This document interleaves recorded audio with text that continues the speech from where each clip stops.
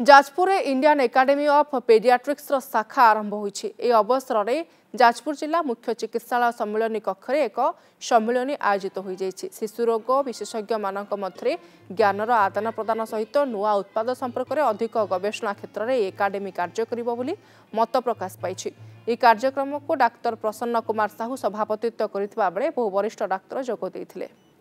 दीर्घ दिन प्रतीक्षा पर एवं जाऊ लास्ट सक्सेसफुली आम गोटे आईबी ब्रांच जाजपुर खोलिया सफल होइछु एवं एटा हवा फल आमर पीडियाट्रिशियन मान गोटे एसोसिएशन रहा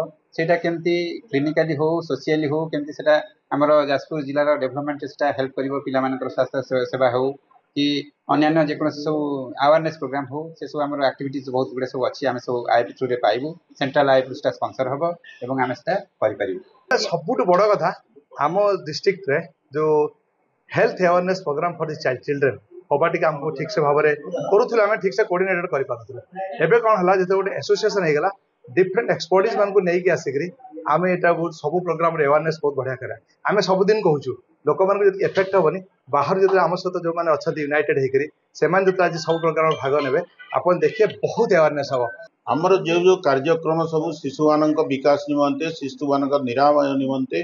से उन्नति निमंते जो जो सब कार्यक्रम ग्रहण करा आम जिला स्तर में आरंभ करूँ तद्वारा आमर एठिकार जाजपुर जनसाधारण और पिला माने निश्चित भाव में उपकृत हेबे।